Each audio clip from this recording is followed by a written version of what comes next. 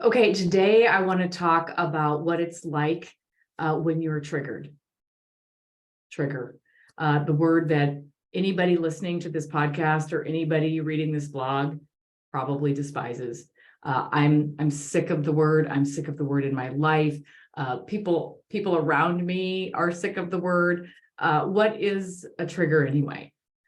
A trigger is anything that can be sensed or felt or smelled or heard or seen that causes a strong, sometimes overwhelming emotional response, such as anger, sadness, fear.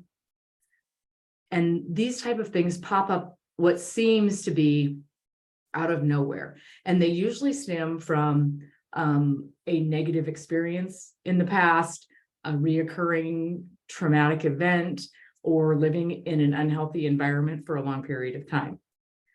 Triggers occur when something in the present mimics or feels similar or even identical to a feeling that you had during one of those traumatic events, experiences, or in the environment from the past.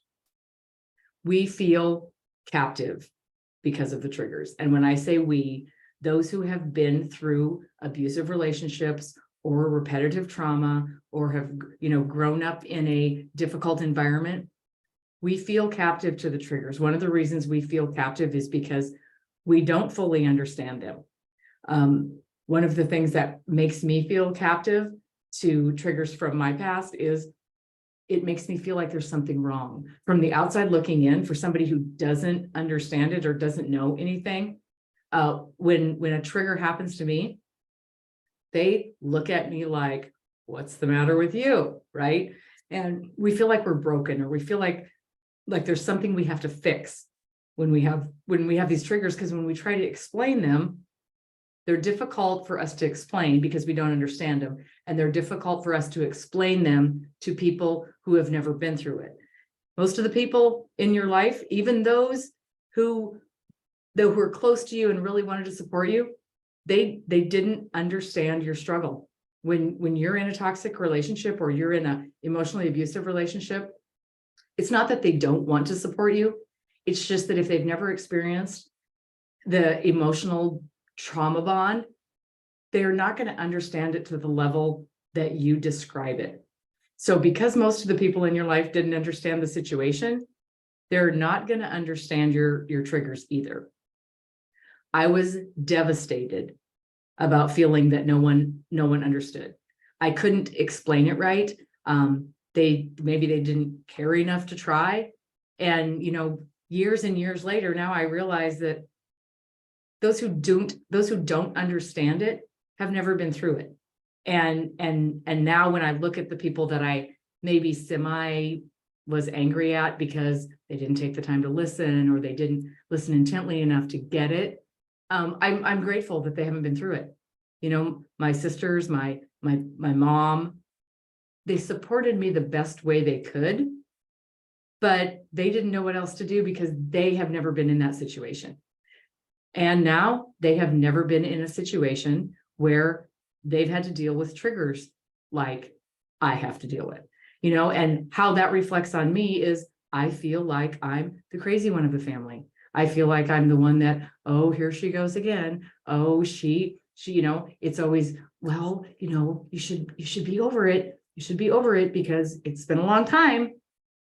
I did a previous episode on triggers, probably way in the beginning, and what causes them and why we react to triggers the way that we do. But on this episode, I want to talk a little bit more about what it feels like when you have a trigger.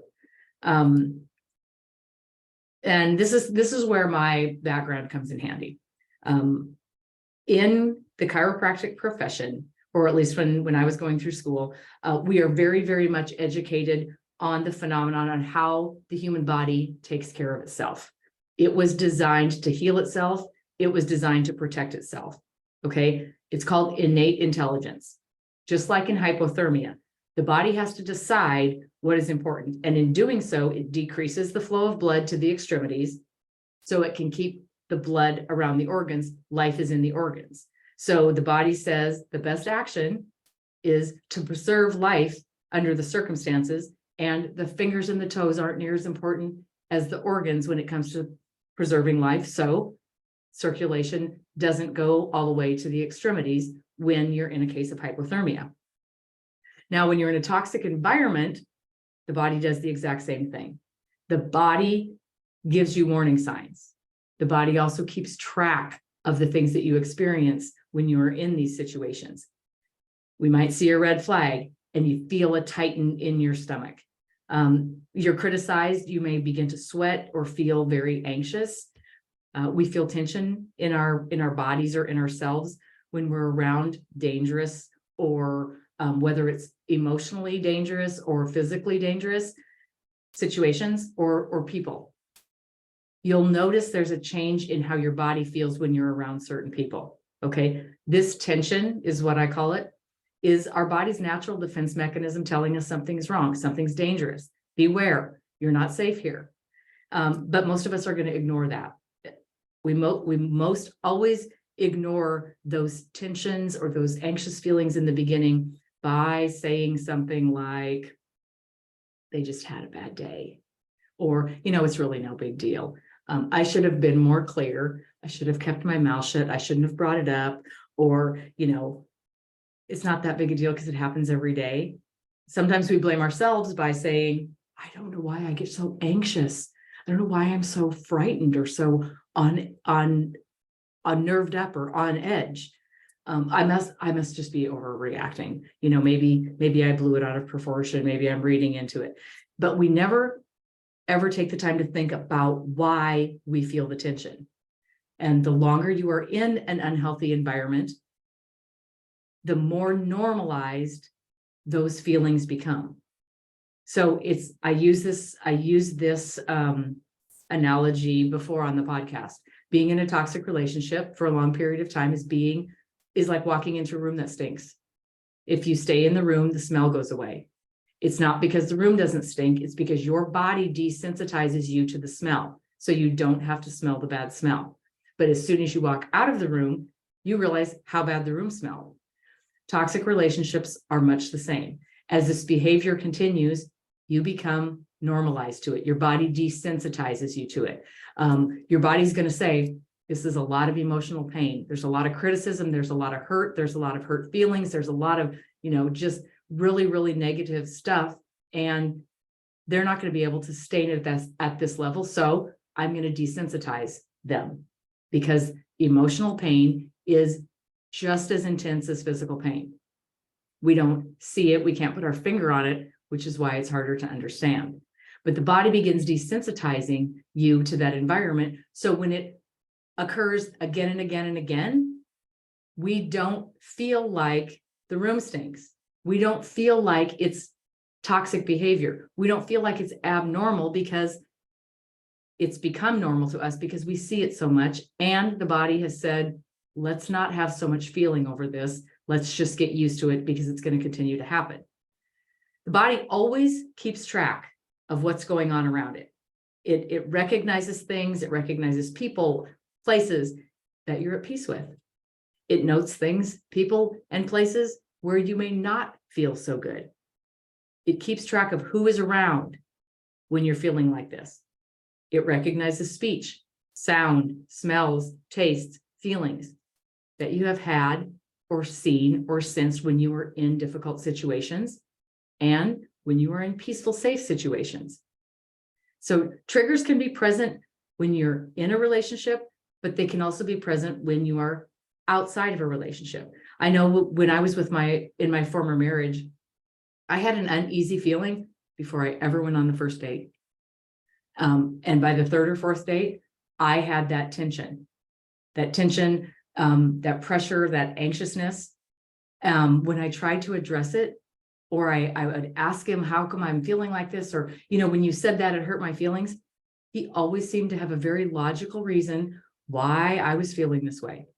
So as time went on, I learned that if I just ignore that feeling, then I don't have to have a difficult conversation with him. I don't have to try and understand why I'm feeling like this, because he's telling me I shouldn't.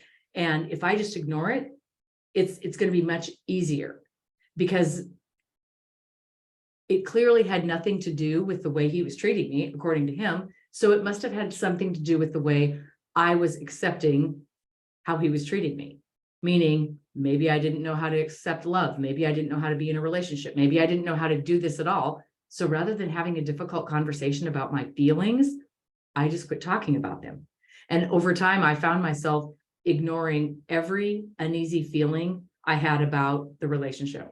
I rationalized each time I felt bad, each time I was tense, each time I had a pain in my stomach, and I would justify it with either it being my fault for overreacting or reading into something, or I would just repeat the words that he said that sounded logical why I felt this way. You know, maybe you're feeling guilty about something. Is there anything you need to tell me? Okay, maybe you're feeling like this because you've never really been in a good relationship and you don't know what it feels like. So this is different for you because this is a good relationship, right? And or I'm not doing anything to make you anxious. So if you're feeling it, it must be something that you're battling inside. Maybe you should go talk to somebody, and on and on and on. So rather than me continuing to have to hear that I don't know what a good relationship is, or maybe I'm feeling guilty about something, or it must be something I'm battling internally, I quit. I quit feeling it and expressing that I was feeling it. As the relationship progressed, I had that feeling all the time. That pain in my stomach was very frequent until it became so normal that I lived with a pain in my stomach, walking on eggshells, tense, uneasy all the time. But I no longer saw it as a warning sign. It had become so normal to me that I just lived with it. I didn't know it was my body going, this is not safe. Beware, you're in a spot that emotionally or physically, you shouldn't be here. But because I'd been there so long and I'd been there so much and I'd rationalized the feeling so much, I was just like, it must just be me. I spent years, feeling like this, but I pushed through because I must be overthinking. I must be too sensitive, or maybe I need to change something. Maybe I need to do some self-work. Maybe I'm codependent. Maybe I need to do some reading. Maybe I need to change something so I feel better in this relationship, because he is who he is, and I need to get used to it. So if I want to feel better, it must be me that needs to change. There were times when I felt peaceful and I felt I could be myself. But those were only certain situations with certain people. So soon I called it compartmentalizing. I didn't know that compartmentalizing was a thing. That was just a word that I came up with because that's what I felt. I felt like a different person depending on what environment I was in and who was with me. And, there was times I was nervous and anxious and I felt very heavy. And those were certain environments with certain people. And then there was times where I felt very peaceful and I could be myself and I could be happy and I could show my personality.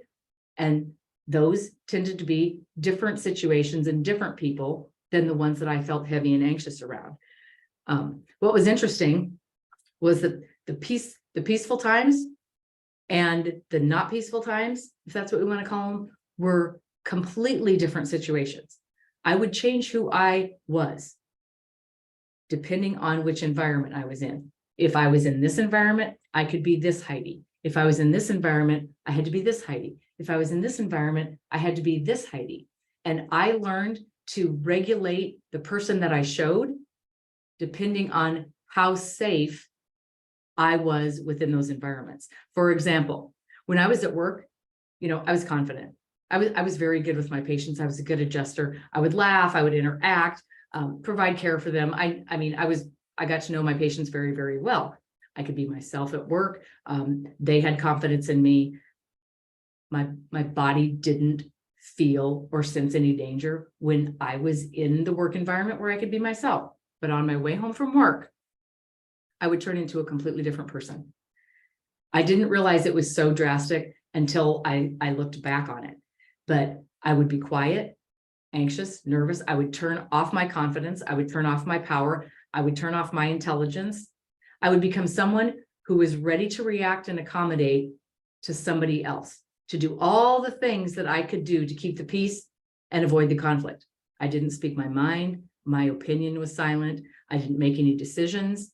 I went along with whatever had been planned and decided for me, and I became a shell of the woman who had left work 30 minutes earlier. This is how our body protects us. When we are in a safe place with healthy people and a healthy relationship, we're relaxed. We're confident. We feel worthy. We are able to be the person we want and that we were meant to be when we're in a safe place.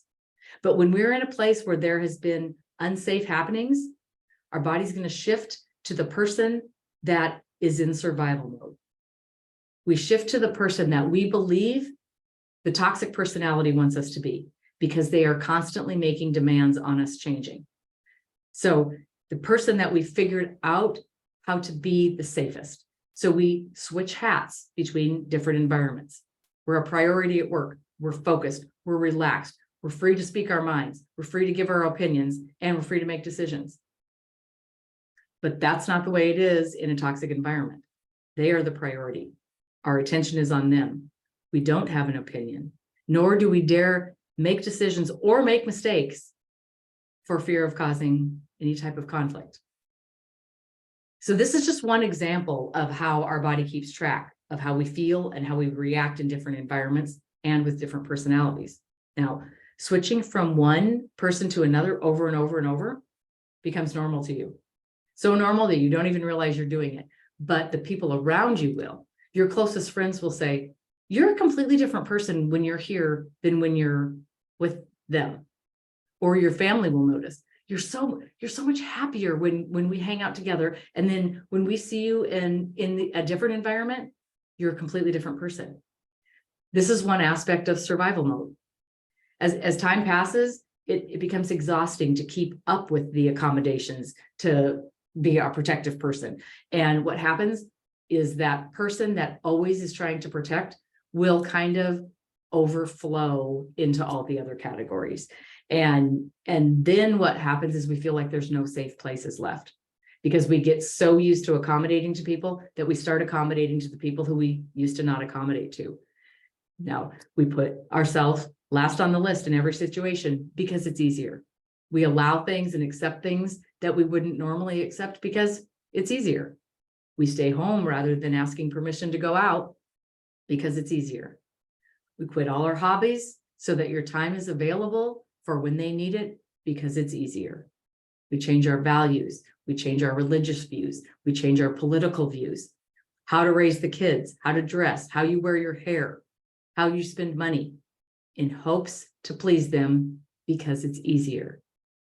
We completely change who we are to become what they say they need, because it's easier than struggling to keep our own identity, which has become very, very high conflict. Things are said to us, things are done to us, things are blamed on us. We should do things better, we should change. They tell us how we should feel. All become avenues of abuse that the toxic person uses to take our identity away so that we can live their life rather than our own.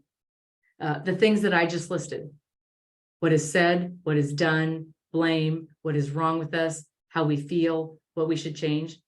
These are all the things that, when experienced repetitively over time, are going to create thinking patterns that compromise ourselves and glorify other people. It is a conditioned response. It's a conditioned response to, again, keep the conflict down, keep the peace, be accepted, be good enough. Don't have to hear what's wrong with you. We begin accepting the words as true, and we strive to become better for them and hope that the acceptance level will come up, the relationship will feel calmer, and we have done our part in making the changes that they demanded. Our minds get attacked, they get invaded, they get overtaken by these constant manipulations of changing this and changing that and accommodating and switching. And in that, our attention is never on us, because we're always trying to anticipate what's coming next so we can change, accommodate, fix, cover up, or smooth out conflict before it happens. What you may not realize is our body has made note of all of that. Now, If I could take anything away from my clients, from the listeners, from the people I work with, it would be what happens next. The pain, the confusion, the alienation, the self-loathing. Now, if you've been through this and you hear me say self-loathing, I never thought I would be one to use the word self-loathing, but the hopelessness and the defeat and that self-hatred is what I wish I could carry for my patients. How do I know that I wish I could carry it for you? Because I have lived this. I have lived every single part of this. There are times that even after 15 years, I still have some of this, and it can be debilitating and exhausting. And this is what people don't understand when you try to explain it. Many have left toxic relationships, including me, and they will tell you this part is hard.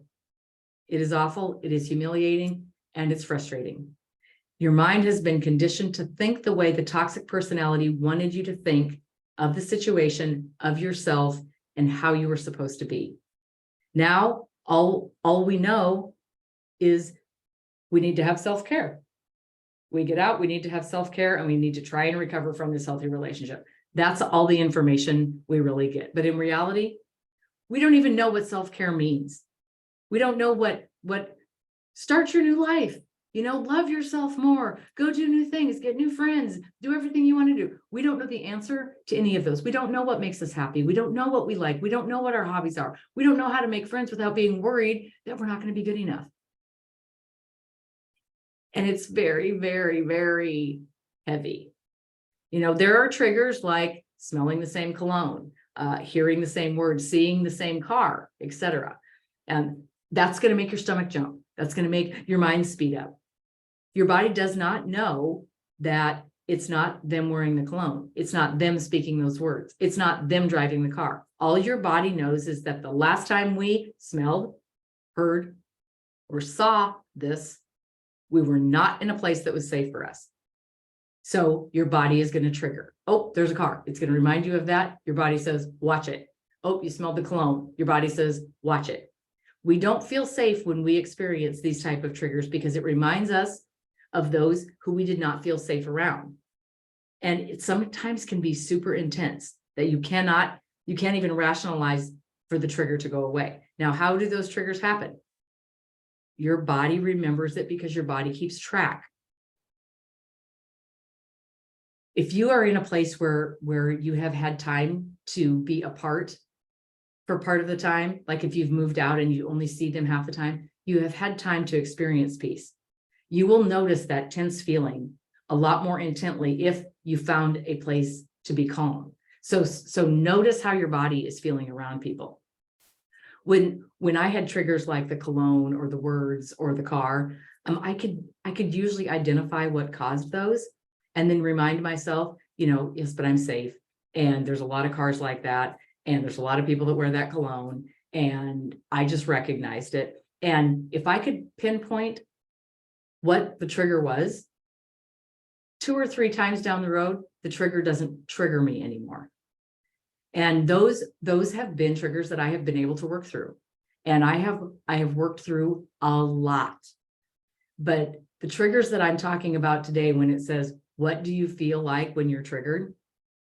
These are triggers that will send you spiraling into that black hole. And when I'm talking about the black hole, it's the self-loathing, it's the humiliating, it's the wanting to disappear black hole.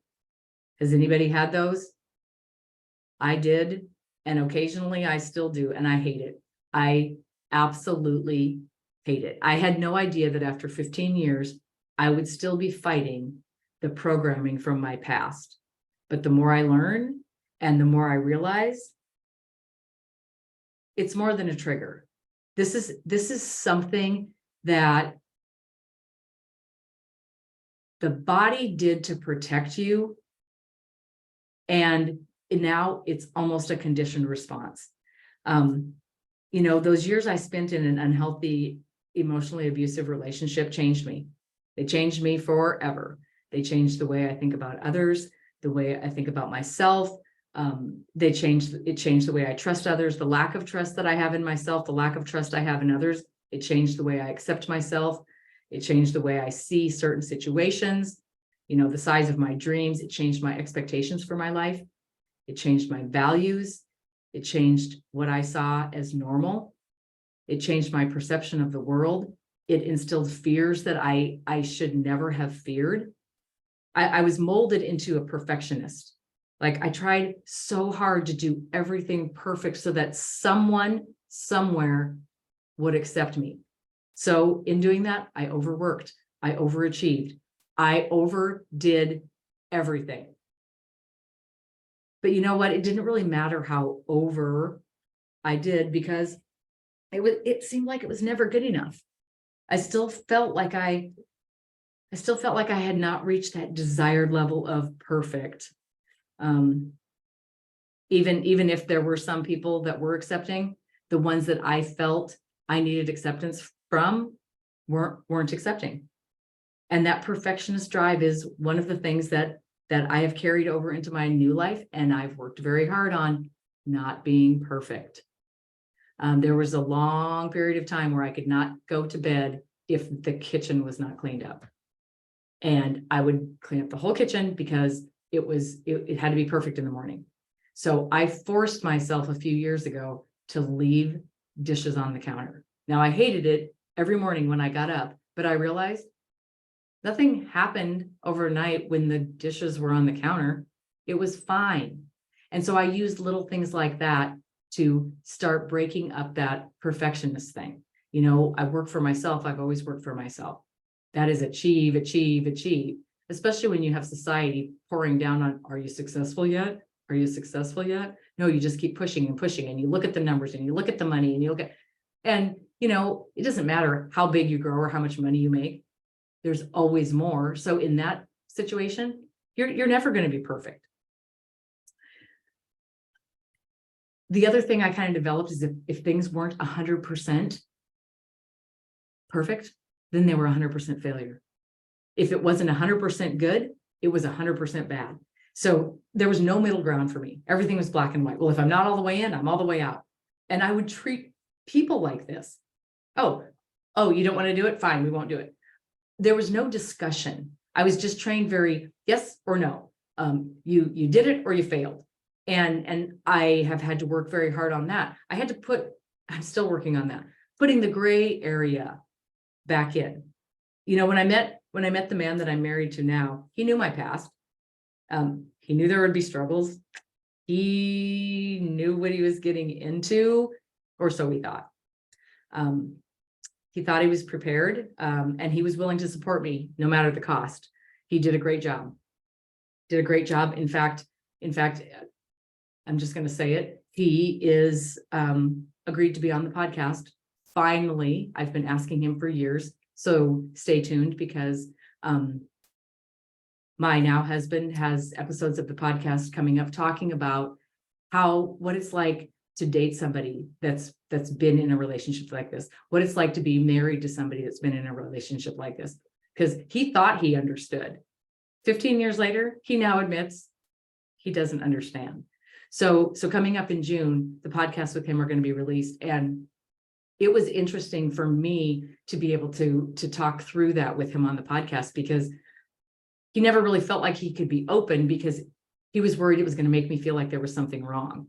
And we both agreed that the reason he wasn't on the podcast before was because the timing wasn't right. But, he did a great job, and I do not know how he did it. I had so much baggage. I still have stuff. He supported me through the years, but he assumed I would get over it. Well, surprise to both of us. We've come to the realization this isn't something that we get over. I was completely numb when I met him. Many of you can relate. When you're in toxic situations and we have someone who is controlling our emotions, we tend to go emotionless. We don't stay happy very long because it doesn't last very long. And we can't say sad. We can't be sad because it gets criticized. And we definitely can't be mad because then we're the abusive one, right? So we start operating with zero emotion. And that was how he met me. And as time went on, I worked and worked and worked on healing and overcoming things. And I pushed myself to make changes, and I pushed myself to try new things and meet new people and say hell yes and to say hell no. And I learned to forget about the opinions of other people. And I've done really well at that. I have people that don't like me. And you know what? I don't care. I'm over that. You don't like me, so what?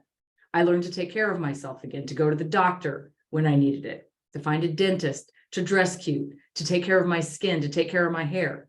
I learned to be silly. I learned to communicate clearly. I have fun. I laugh. I laugh a lot. And those were things that over the years I have been able to fix. And even though I spent a lot of time overcoming the yucky stuff that I carried out of that relationship, there are still a lot of things that haven't gone away. And it is heartbreaking for me, because I really, in my head, want to feel like I'm normal. You know, I've decreased the size of my inner circle to only the people I trust. I used to be, yeah, come in. Everybody was in my inner circle. Well, I spent the last 15 years kicking them out. I learned to hang on to the things that matter, and I learned to not hang on to the things that don't. You feel rejection and you hang on. And I've learned to let things go. I've learned that I have a lot more control over letting things go out of my life than making things come into my life. I've changed the way I look at confrontation. There doesn't have to be a fight all the time. You can have a conversation with somebody without having to fight. Now, in the toxic relationship, you fight because the toxic person always wins, and that is power, and that is control, and that is attention. So I was a trained fighter, and I learned you can actually have conversations and resolve things without fighting. Now, rather than jumping to everyone's demands and doing what everybody thinks I should be doing, I ask myself, is jumping to this situation going to bring me peace, or is it going to disrupt my peace? Because I now, not that I'm perfect at it, but I now am aware of how I put myself last and how I have been conditioned to put myself last. So I have to logically and intentionally think about the things I do. And is it going to bring peace, or is it going to disrupt peace? And I've learned to choose peace. And I have tried to make a promise to myself that if I know there's a decision and one way is going to bring peace and the other way is going to bring disruption, even if I want to disrupt it because of anger or resentment or bitterness, I've promised myself that I'm going to choose peace. There's a lot of times you want to say shit that you probably shouldn't say, but it's going to disrupt your peace. So I have just learned I want to protect myself, and I want to protect my peace because I've worked very hard for it. So if I ask myself the question, is it going to bring peace or disrupt peace? I promise myself I will choose the direction that brings peace. Okay. So I did a lot of work, and it sounds like I'm all good, right? Sounds like I'm great. Sounds like I got it. No wonder she's doing this job. But every once in a while, I will get hit out of the blue with a terrible feeling, a feeling that is so bad. I literally wish I could just disappear and rent a little apartment somewhere and nobody know where I'm at. Like, for someone who is so social and loves to be around people and loves to help people and loves to talk to people and just loves to, just be in the people environment, for me to get hit with a feeling so bad that I just want to go find an apartment where nobody knows that I'm at, that is absolutely a horrible place to be. The feeling, it almost feels like there is another person inside of me fighting with me. It's a feeling of complete failure, that the way I behave hurts the people I love, that I'm completely unlovable, that I am a wreck, that I shouldn't be in a relationship. Nobody should have to put up with me. I feel very disconnected from others, and the feeling is total alone. And it reminds me of the feeling that I had when I was in that relationship. This feeling is so strong that there's nothing I can do to get away from it. I can't describe it to anybody because nobody knows.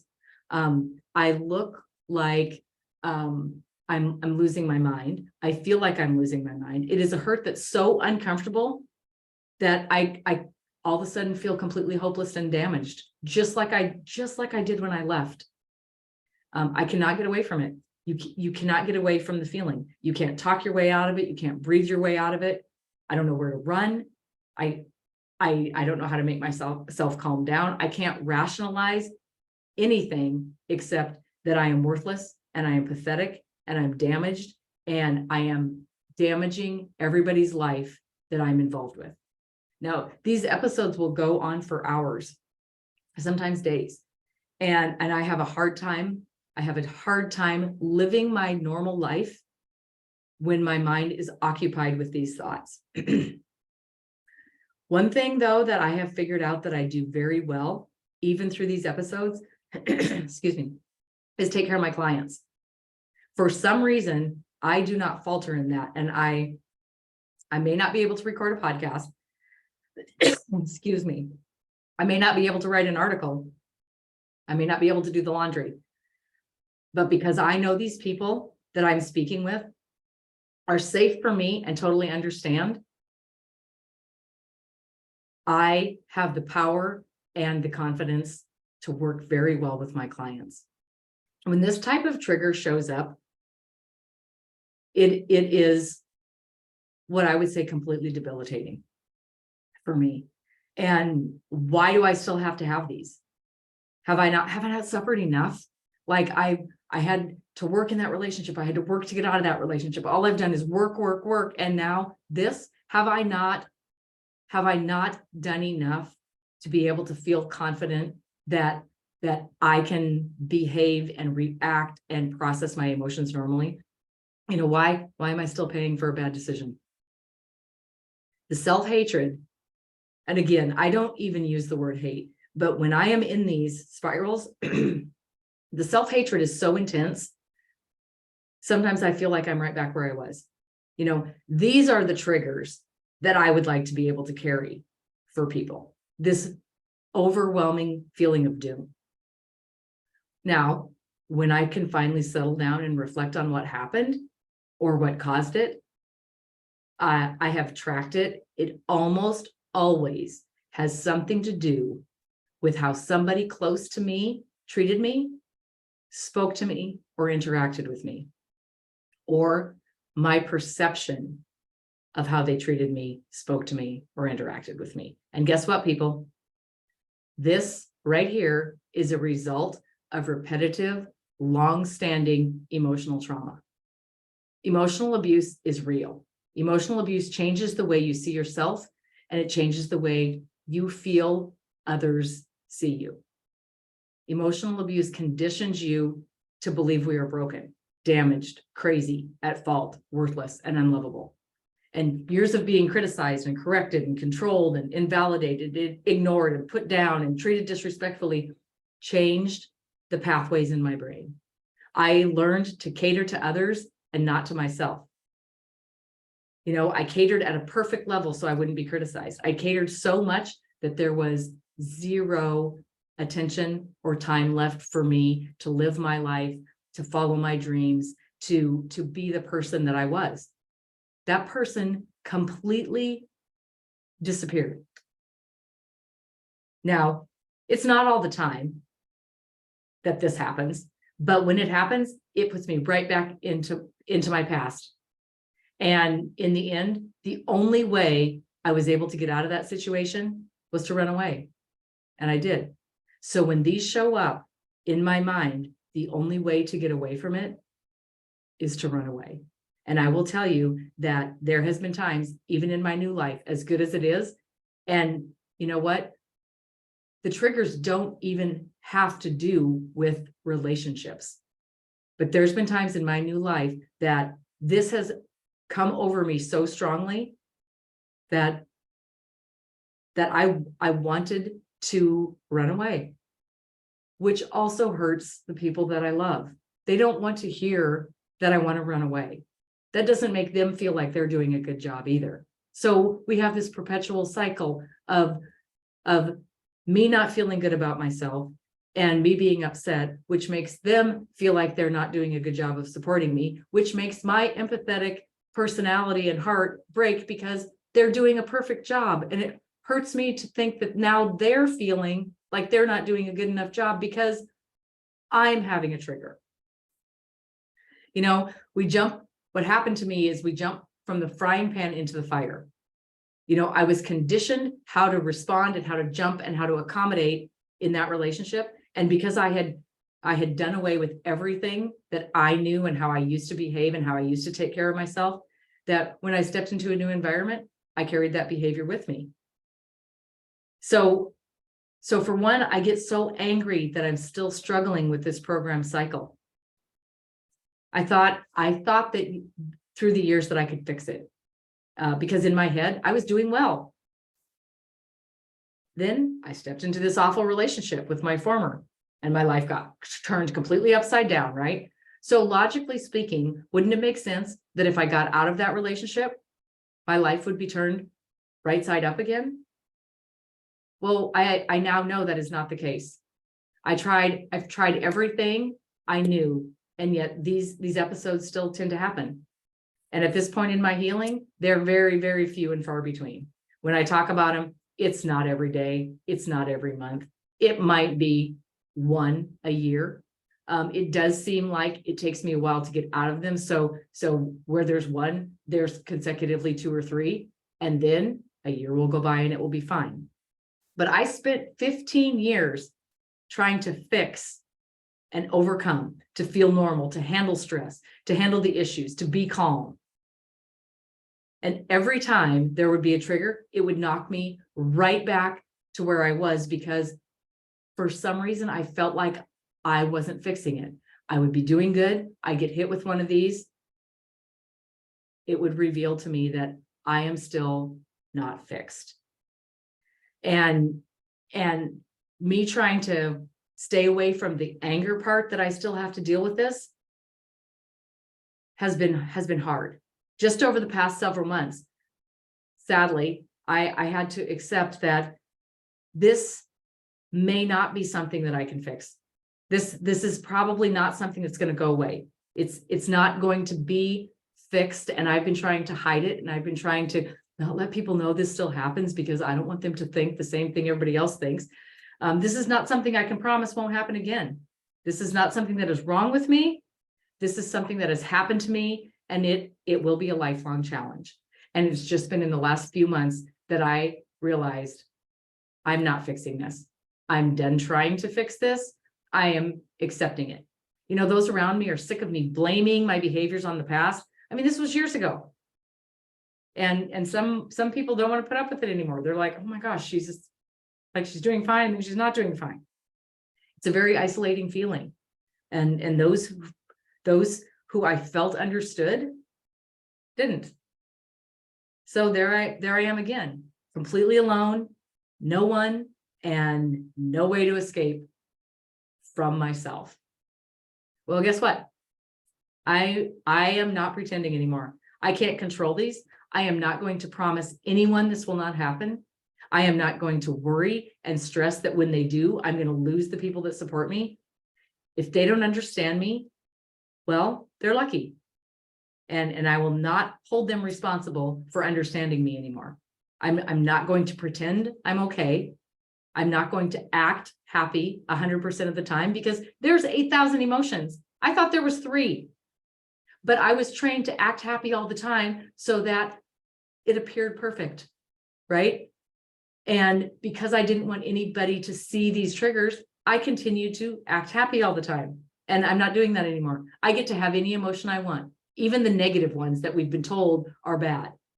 You know, that's what I did in the first half of my life. I pretended I was 100% okay in my first relationship. I'm not going to continue to act like I feel safe if I don't.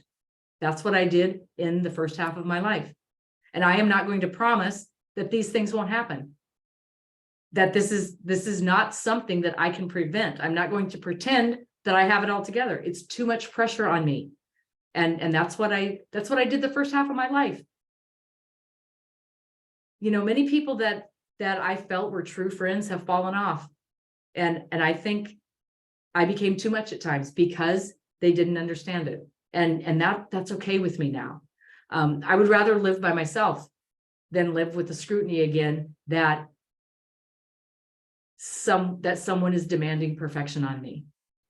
Now, I will have to tell you, I spent years hoping my now husband would understand this. We have come to the conclusion that he doesn't, and I've accepted that. I've accepted these triggers and these flashbacks. They're part of me. They're not going to go away. And I am not going to promise anybody that I'm fixed or that I'm perfect or that they're never going to happen again. So I've just come up with ways to take care of myself so that when they do happen, I have a plan. I've gotten familiar, with the things that make this happen. I've gotten firmer with those that are close to me. If they can't deal with this, they have the right to change how they interact with me, because it's too much pressure for me to pretend this isn't going to happen. That's what I used to do. I fought this for so long that letting go has been a huge relief.